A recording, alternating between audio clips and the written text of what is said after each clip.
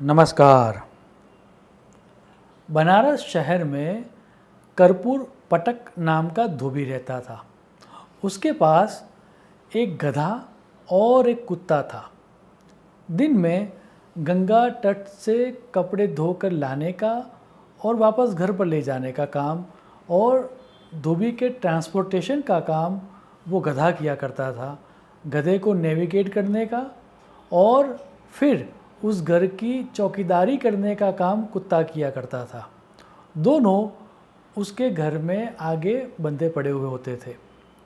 हुआ यूँ कि एक रात को जब वह कर्पूर पटक सो रहा था, तभी उसके घर में चोर आ गया। गधे ने और कुत्ते ने दोनों ने चोर को आते हुए देखा। जब कुत्ता नहीं भौंका, कुत्ते ने कोई आवाज़ नहीं की, तब गधे ने उस कुत्ते को हिलाया और फुटकारते हुए ये कहा कि अरे मित्र, मैंने भी देखा है और तूने भी देखा है कि इस घर के अंदर चोर आ गया है। क्या तुम्हें नहीं लगता कि तुम्हारा कर्तव्य ये है कि जब घर में कोई चोर आ जाए तब तुम्हें मालिक को उसके बारे में बताना चाहिए। कुत्ता ज़रा गुस्से में आकर गधे को ये कहता है कि भाई, तुम मुझे मेरे कर्तव्य के बारे में मत बताओ। क्या तुम्हें ये मालूम नहीं है कि कितने समय से मैं इस घर की रखवाली कर रहा हूँ, लेकिन ये जो मालिक है वह मालिक मेरी उपयोगिता को एवं मेरे उपकार को भूल चुका है। और जैसा कि तुमको पता है कि बहुत सारे दिनों से उसने मुझे अच्छा और पर्याप्त मात्रा में खाना भी नहीं दिया है, तो मैं नहीं भूखने वाला हूँ। ये बात सुनकर गधा जो था उसको गुस्सा आ जाता है और वो कहता है कि ऐसा सेवक किस काम का, जो स्वामी को जब आवश्यकता हो तब डिमांड पेश करता है। इस समय स्वामी को तुम्हारे कर्तव्य कर्म की आवश्यकता है, तो तुम्हें ये करना चाहिए। अगर तुम ये नहीं करोगे तो कोई बात नहीं, मुझे तो पता है कि मुझे क्या करना चाहिए, तो मैं खुद चिल्लाकर स्वामी को जगाऊंगा और चोरों को भगाऊंगा। अब गधा इतना बोलने के बाद ज़ोर ज़ोर से तार सप्तक में चिल्लाने लगता है। अब गधे की आवाज़ सुनकर चोर तो चला ही जाता है, लेकिन गधे की ज़ोर ज़ोर से चिल्लाहट सुनकर कर्पूर पटक की नींद भी खुल जाती है। वो क्रोध में आके गधे की पिटाई कर देता है। वो गधे को इतना मारता है कि वह अधमरा हो जाता है। ये कथा हितोपदेश की है। ये कथा सुनाने के बाद विष्णु शर्मा जी यह श्लोक देते हैं। पर अधिकार चर्चा यह कुर्यात् स्वामी हितेच्छया स विशदति चित्काराद गर्दभः ताडितो यथा। अर्थात स्वामी की भलाई की कामना ही क्यों न हो। गधे की जो इच्छा थी वो यही थी ना कि स्वामी की भलाई हो जाए, लेकिन फिर भी अनधिकार चेष्टा, दैट मीन जिसके अंदर आपका अधिकार नहीं है, वैसा काम जो आप करोगे तो जैसे उस गधे की पिटाई हुई थी वैसे ही तुम दुखी होगे। आजकल का जो जियोपॉलिटिकल एनवायरनमेंट है, जिस तरह की डिबेट्स हम टीवी में देखते हैं या जिस तरह की डिबेट्स हम ऑनलाइन देखते हैं या जिस तरह की न्यूज़ हम स्ट्रीमिंग करके पढ़ते हैं, उन सब में एक बात कॉमन हो गई है।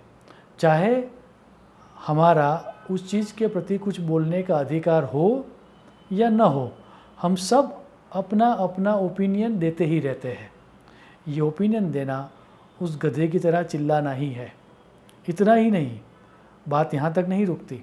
अगर हम कोई स्पोर्ट्स देख रहे हैं तो उस स्पोर्ट्स में भी उस स्पोर्ट्समैन को किस तरह से परफॉर्म करना चाहिए, उसकी सलाह भी हम देते रहते हैं। ये सलाह देना भी उस गधे के चिल्लाने के जैसा ही है। बात यहाँ पर भी नहीं रुकती। हम हमारे घर में या फिर हमारे व्यापार में भी।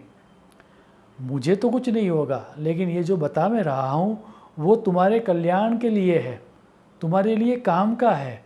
यह कहकर अनसॉलिसिटेड एडवाइस, बिन मांगी सलाह हम देते ही रहते हैं। यह बिन मांगी सलाह देना भी उस गधे की तरह चिल्लाना ही है। और याद रहे, जिस विषय में हमारा अधिकार न हो उस विषय में हम बोलेंगे तो अल्टीमेटली जैसे उस गधे को मार मिली थी वैसे ही हमारा अपमान होगा और हमें दुख की प्राप्ति होगी। अब मज़ा ये है कि अगर हम उस घटना को अगर ध्यान से देखें तो रात्रि में चोर को भगाने का काम जो दिया गया था वह दिया गया था कुत्ते को। अब कुत्ते ने अपना कर्तव्य कर्म नहीं निभाया तो उसका जो फल मिलेगा वो तो कुत्ते को मिलेगा।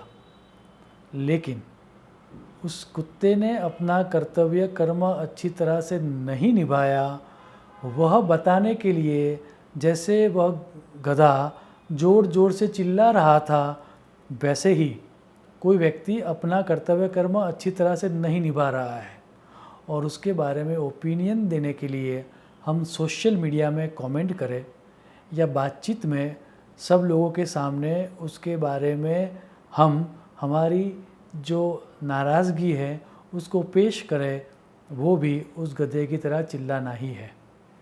बात को अगर थोड़ी और गहराई से समझे तो भले ही उस गधे का जो इंटेंशन था वो बहुत ही अच्छा था और उस गधे के चिल्लाने के कारण चोर चला भी गया, लेकिन उस गधे ने जिस मालिक के लिए ये काम किया उस मालिक के द्वारा तो उसको मार ही मिली।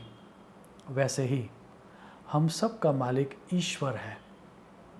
उस ईश्वर ने हम सबको कोई ना कोई कर्तव्य कर्म हमको दिया हुआ है।